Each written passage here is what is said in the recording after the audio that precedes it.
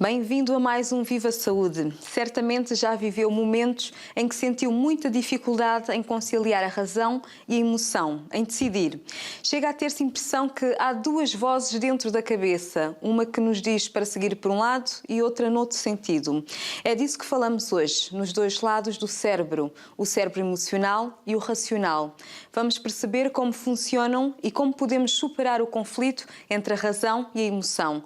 Comigo o instrutor de Inteligência Emocional, Paulo Moreira. Muito bem-vindo. Olá, Miguel, obrigado. E começo por perguntar, afinal, temos dois cérebros ou não?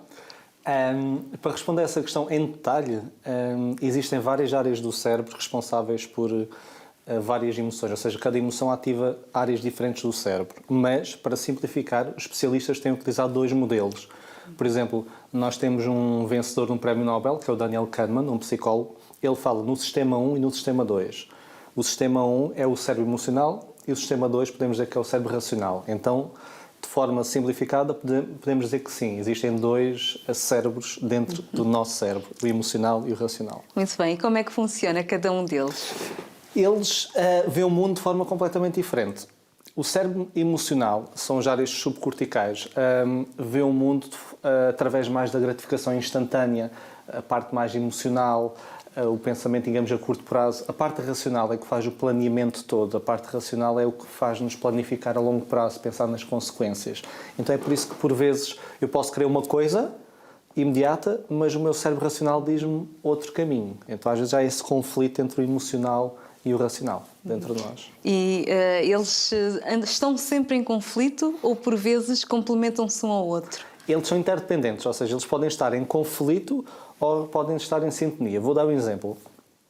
Existe um jogo que é o chamado jogo do ultimato, feito em economia, em que uma pessoa é dada, por exemplo, imagina a Abigail. Eu chego ao pé da Abigail e chamo outra pessoa. E a essa outra pessoa eu dou 100 euros. E digo assim, estes 100 euros são para dividir com a Abigail.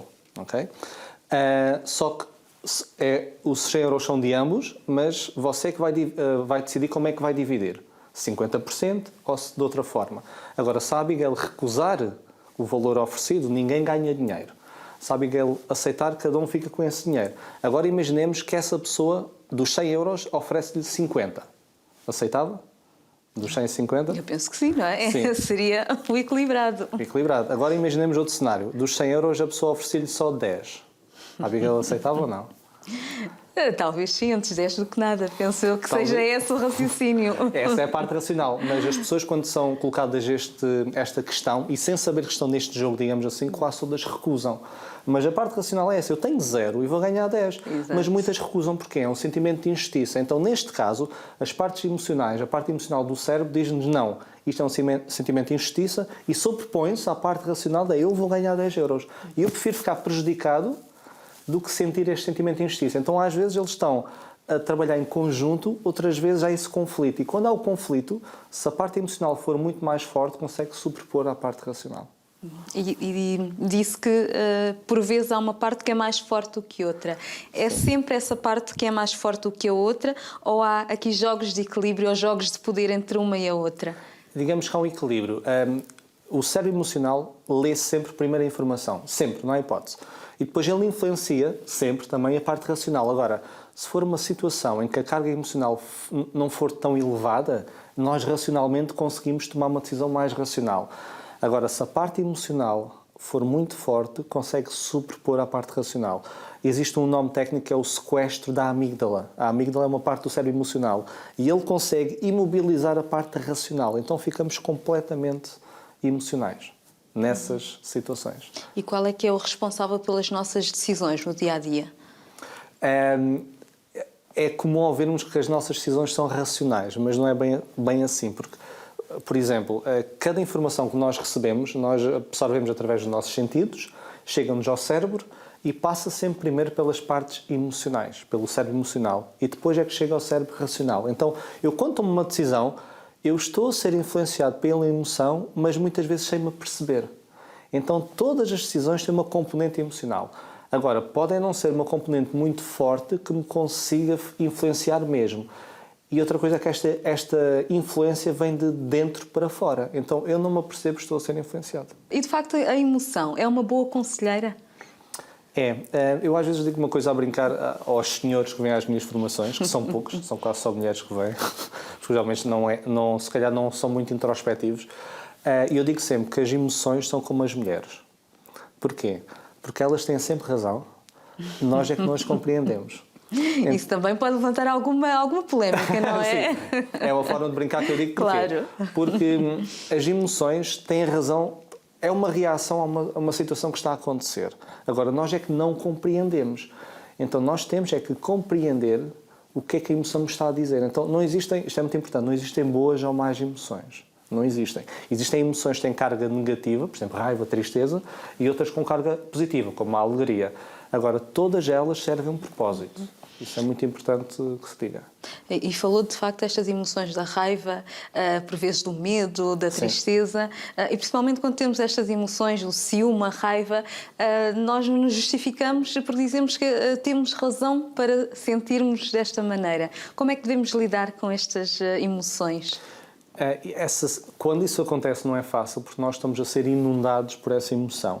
Então, quanto mais emoção estamos a sentir, menos racionais, digamos, ficamos. E não nos apercebemos. Por exemplo, nós podemos chegar ao pé de alguém que está irritado, e nós vemos claramente, através dos sinais de linguagem corporal, que ela está irritada, e nós dizemos assim, parece chateado.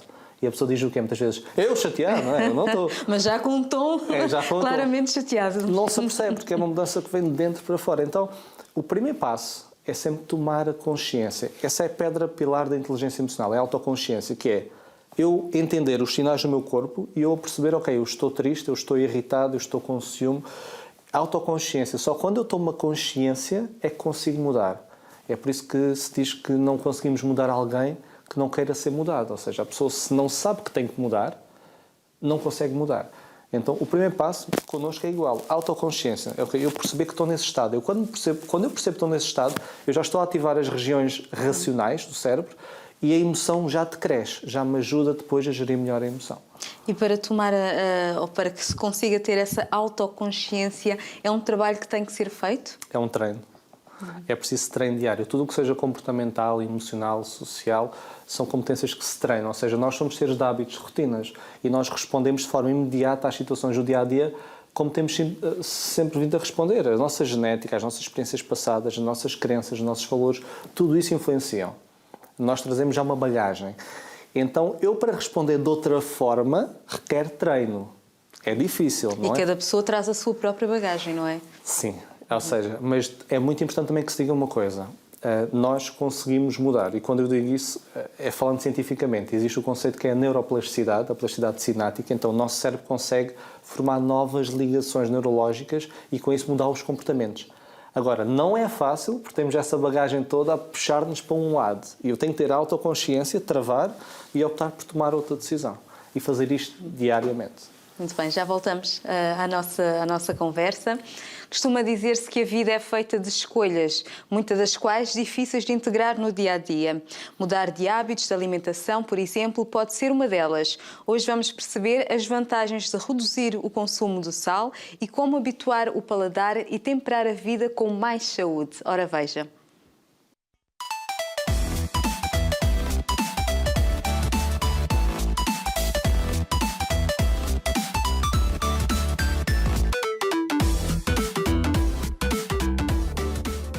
O sal é um mineral utilizado por todos os povos ao longo dos séculos na preparação e conservação dos alimentos.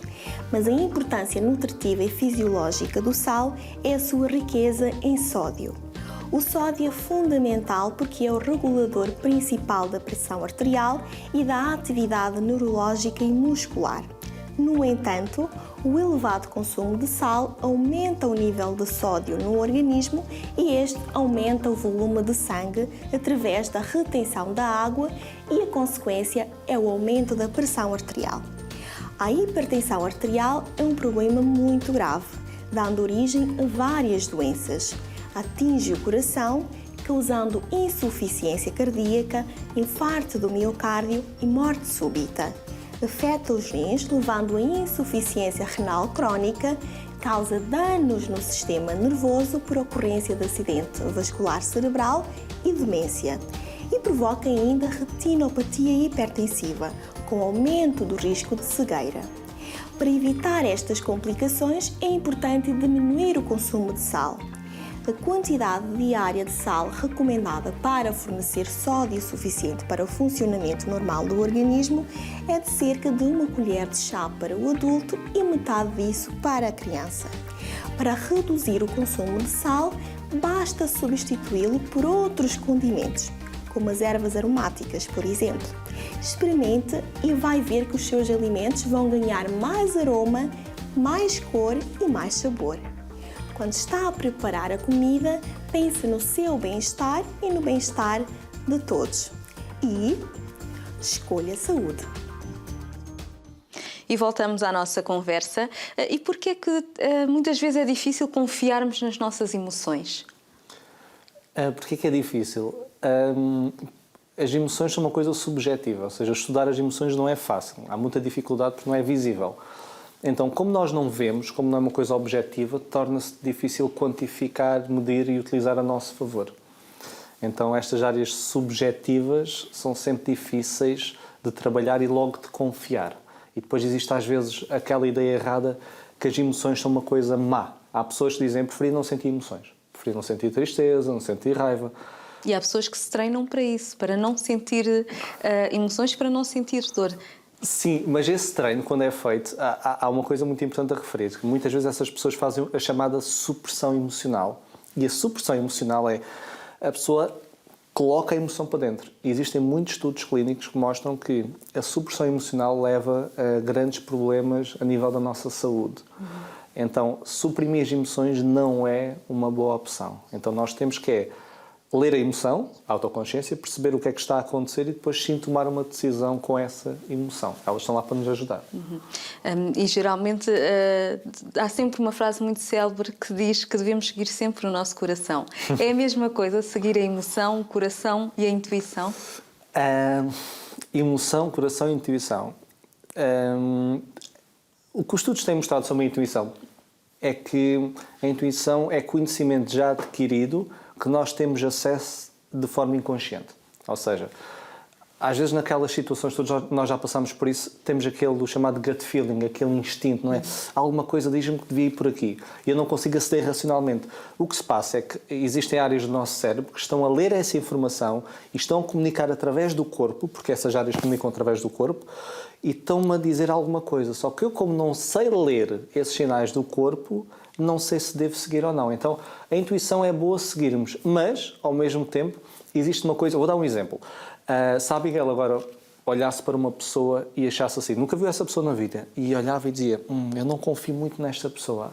O meu instinto diz-me. Só que esse instinto pode ser o seguinte, essa pessoa pode lembrar alguém que a Abigail conheceu, por exemplo, há 20 anos atrás, e essa pessoa foi alguém que causou algum evento negativo na sua vida, não se recorda da cara dela, mas o seu cérebro gravou. Então, essa pessoa que agora está a ver tem traços semelhantes e é um sinal do cérebro a dizer esta pessoa não é de confiança com base na outra pessoa. Não tem nada a ver com o sexto sentido. Que não tem nada a ver, ou seja, pode ser ou não. Daí é muito sensível a este tema. Por vezes é intuição, outras vezes digamos, às vezes preconceitos e tudo que nós temos que não estamos racionalmente a aceder. Por isso é importante seguir a intuição, mas é importante também tentar perceber se isto é intuição ou se isto é alguma informação enviesada do passado. Não é fácil fazer isso. E em relação ao coração? Ao coração. O coração é a parte, digamos, do cérebro emocional. Então, nós devemos, sim, ouvir então o coração, as emoções, só que as emoções respondem de forma, digamos, não racional. Há quem diga que o coração é enganoso também. Pode levar a esse engano. Então, ou seja, é um sinal que o corpo está-me a dar. A emoção é, olha, isto apetece-me de fazer isto, ou não faças aquilo. Está-me a gerar uma emoção, uma resposta, digamos, primitiva do corpo. Mas nós seres humanos, a parte racional para depois, com base nessa emoção, tomar uma decisão.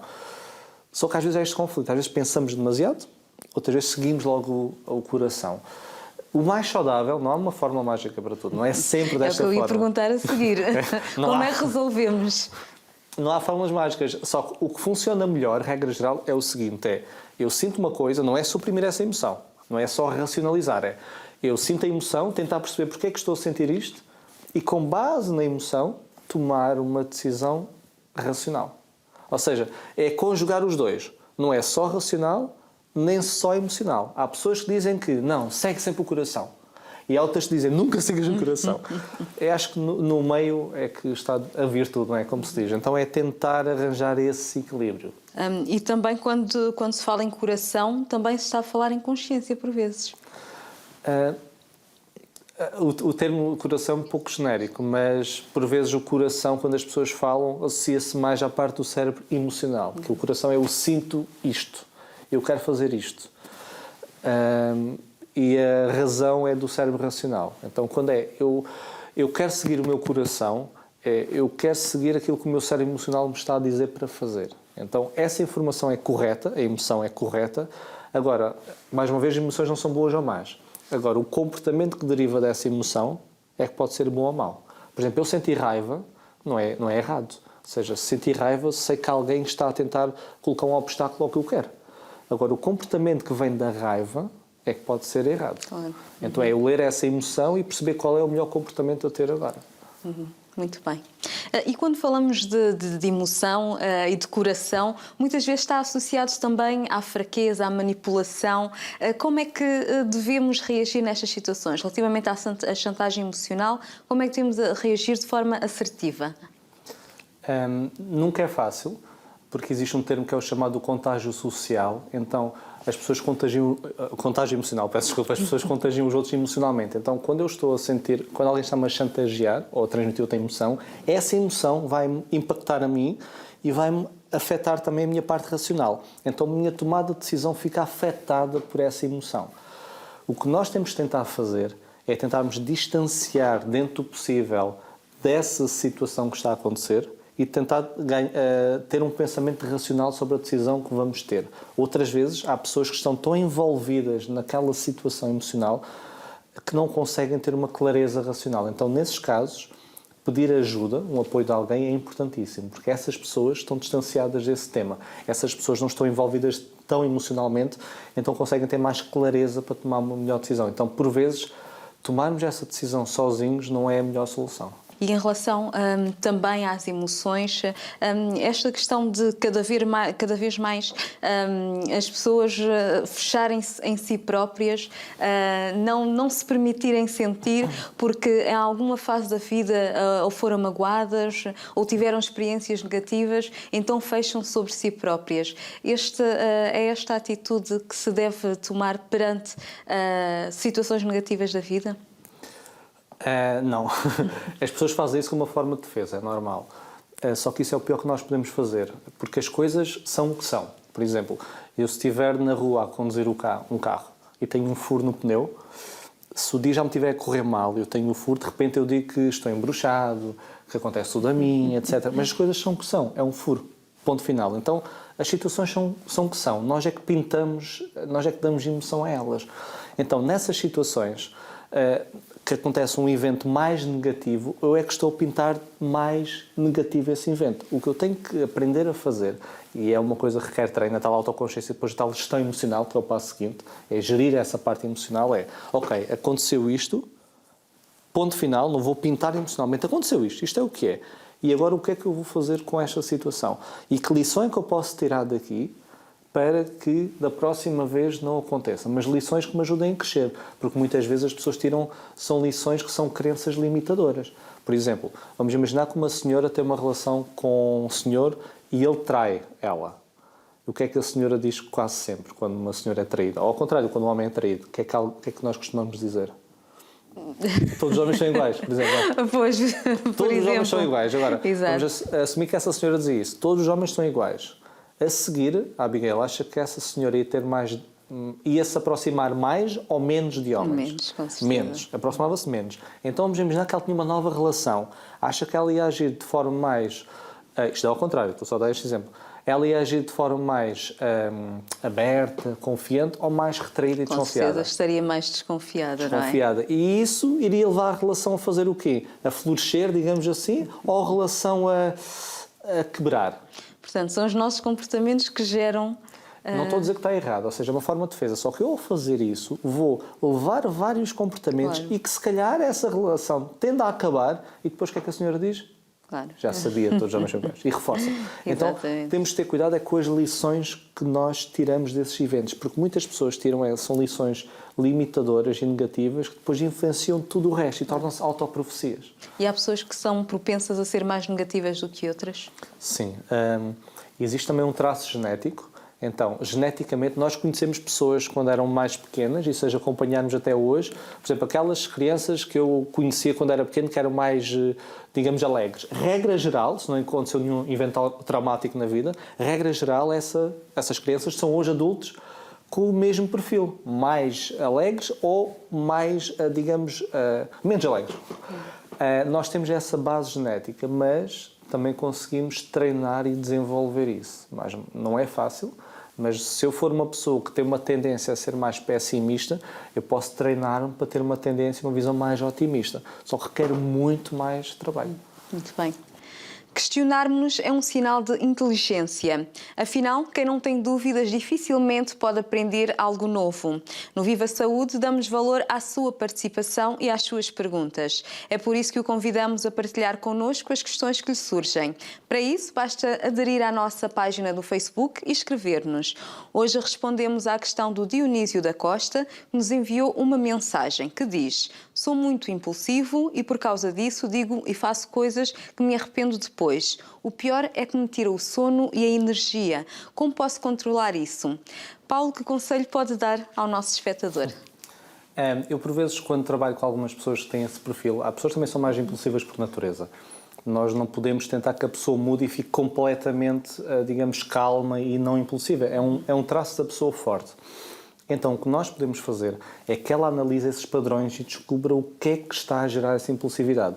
Ou seja, o que eu posso dar como conselho é a pessoa fazer um registro, isto é muito importante, um registro escrito, chegar a casa e, por exemplo, a situação que aconteceu, como é que eu reagi, então, situação, o meu comportamento e até o grau de intensidade. Por exemplo, de 1 a 10, sendo 10 que eu explodi completamente e 1 foi baixo. De 1 a 10, então sempre a situação, o meu comportamento e esse grau. E o que vai acontecer, que é impressionante, é as pessoas a escreverem, ganham para já mais consciência e depois vão começar a encontrar padrões. Então ele, de repente, pode-se aperceber que ele explode sempre quando alguém desconfia dele, ou quando alguém lhe falta ao respeito. Então há padrões, nós temos padrões, ou seja, ele não é sempre de certeza impulsivo em todas as situações. E se ele detectar o padrão, ele toma consciência desse padrão e é o primeiro passo para depois mudar. Okay? Então, a tomada de consciência. Esse é o primeiro passo, sempre esse registro e depois, a partir daí, trabalhar nisso. É tentar gerir a emoção, tentar previamente, quando tem esse padrão, ok, eu costumo reagir sempre nestas situações, então o que vou acontecer é fazer um plano de contenção, que é, quando alguém me disser isto, eu vou reagir desta forma. Nós podemos tentar programar-nos um pouco para evitar essas situações. Mas é um trabalho diário e contínuo. Claro, portanto, a questão de que eu nasci assim, eu sou assim e não mudo, não consigo mudar, não é exatamente assim. Não, mas isso é muito interessante porque até à década de 90 pensava-se que era assim. Pensava-se que nós, quando chegássemos à fase adulta da vida, o nosso cérebro ficava rijo que nem um tijolo. Ou seja, eu sou mesmo assim, burro velho não prende línguas, esses ditados populares. Só que a partir da década de 90 descobriu-se que existe a neuroplasticidade, então nós conseguimos mudar. E eu tenho clientes, quando começamos a treinar, eles dizem assim: Paulo, eu não consigo, eu sou mesmo assim. E quando dizem isso, eu costumo dizer assim: tens razão, e calmo. Porquê? Porque se eu digo que sou mesmo assim, não vou tentar mudar. E se eu não tento mudar, não mudo. Agora, se eu tirar essa ideia da cabeça, é o primeiro passo, eu vou tentar. Agora, pode ser difícil, certo, mas se for difícil, tenho que tentar mais, e mais, e mais, e mais. E de que forma é que se consegue mudar esta percepção? Como disse, se não contraria imediatamente a pessoa que diz que estratégias tem para fazer mudar a percepção?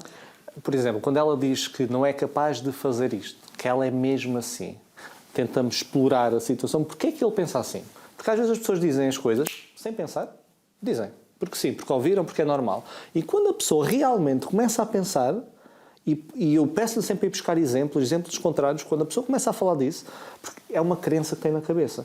E a crença para o nosso cérebro é uma verdade absoluta. Então, quando nós começamos a encontrar falhas na verdade absoluta, já não se torna verdade absoluta. E é o primeiro passo da mudança. Então é ela própria descobrir evidências que vá contra essa crença. E quando ela percebe isso, ok, realmente se calhar não é bem assim. É assim, eu não quero que as pessoas pensem o extremo, que é, por exemplo, eu não consigo, de repente, eu consigo tudo e mais de alguma coisa. Não. É desacreditar essa crença. Ok, talvez eu consiga. Ok, boa, já é bom. E a partir daí vamos treinando. E quando a pessoa começa a treinar e começa a ver resultados, começa então a crença a mudar. É muito giro. Falou das crenças, portanto, a forma como nós somos educados, o meio social onde crescemos, portanto, tudo isto influencia a forma como nós, de facto, gerimos a nossa razão e a nossa emoção. Sim, sem dúvida. Nós somos influenciados pela nossa genética, somos influenciados muito pelos valores e crenças que somos incutidos quando somos crianças. Então, nós quando saímos da casa dos nossos pais, ou quem nos criou, nós temos uma bagagem muito grande. Então, é possível mudar, logicamente, só que é mais difícil contrariar essa bagagem toda. Tudo isso vai me influenciar.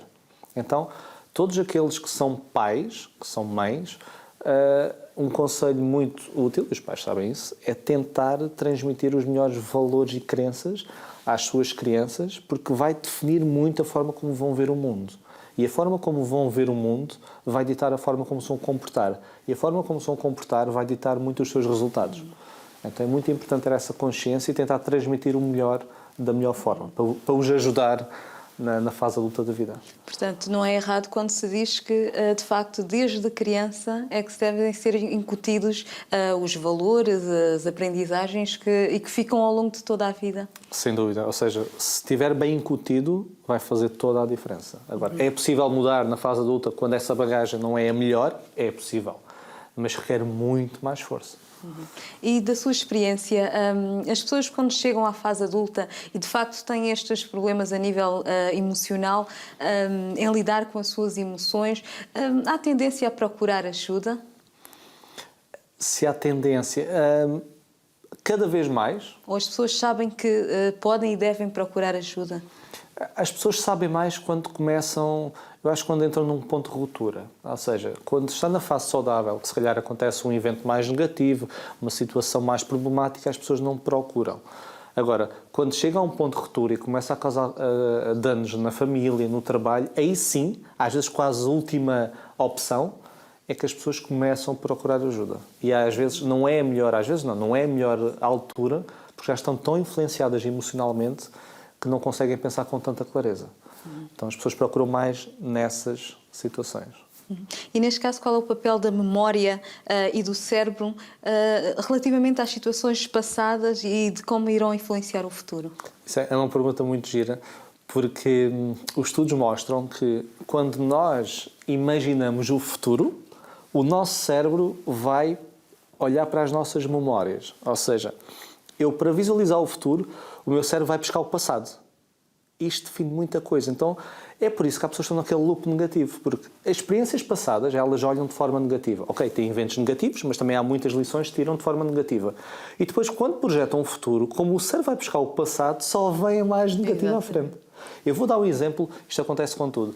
Eu trabalho também com startups, e eu, quando estou no meio dos empreendedores e, por exemplo, falo de ideias, eles todos com mais ideias e pá, ali isto e aquilo, e entusiasmados, e vai resultar. E se eu pegar nessa ideia que tive e falar com um grupo de pessoas que esteja com uma visão mais pessimista da vida, dizem, pá, isto não vai resultar, deixa isso ser uma ideia parva, idiota. Porquê? Porque automaticamente o que é que o cérebro vai fazer? Vai olhar para o passado. Como no passado não tem essa experiência e acha que não vai dar, é mais pessimista, vai projetar isso para o futuro. E há pessoas que deixam de seguir coisas que querem, realmente, sonhos, ambições, porque estão rodeadas de pessoas que dizem que aquilo não vai resultar. O que nós temos que perceber é que na cabeça dessas pessoas, a simulação que o cérebro delas faz é isso, é apenas uma simulação delas. Ou seja, não é o futuro verdadeiro. Até porque o futuro só se constrói a partir do presente e não do passado. E que conselhos nos deixaria a quem está lá em casa para, de facto, sermos cada vez mais felizes com as nossas emoções e racionais, fazer este equilíbrio entre a razão e a emoção, de que forma é que poderemos ser mais felizes? Eu acho que o primeiro passo é sempre as pessoas tendem a não querer sentir as emoções, ou pelo menos as emoções mais negativas, ou tendem a achar que cada situação negativa que acontece é o fim do mundo. Então, primeiro, nós devemos sentir todas as emoções. Ou seja, se estou triste e quero chorar, devo chorar. Aquela coisa antigamente que o homem não chora, isso é a pior coisa que se faz. E hoje há consequências disso. Então, estás triste, queres chorar, chora. Estás irritado, fala. Já agora, eu posso falar quando estou chateado. Agora, tem que ser no momento certo, com a pessoa certa e com a intensidade certa. Só que há pessoas que vão guardando e depois explodem completamente ao lado. Então primeiro passo, deixar-me sentir as emoções que tenho que sentir e analisar. A autoconsciência é a pedra pilar. Então, porquê que eu estou a sentir isto? De onde é que isto vem? Isto ajuda-me muito emocionalmente. Eu olhar para as emoções, porque é o meu corpo que está a dizer qualquer coisa. O corpo quer ser ouvido. Então, olhar, ouvir e depois escolher tomar uma decisão. E também perceber uma coisa, que as coisas são como são. Ou seja, nós é que pintamos elas emocionalmente. Então, que as pessoas lá em casa, cada vez que acontecer um evento negativo, claro que se for um evento enorme é completamente diferente, mas os pequenos eventos do dia-a-dia, tentar mudar de perspectiva. Okay? Aconteceu-me isto. Por exemplo, tive o furo. É o furo. O meu chefe gritou comigo. Gritou.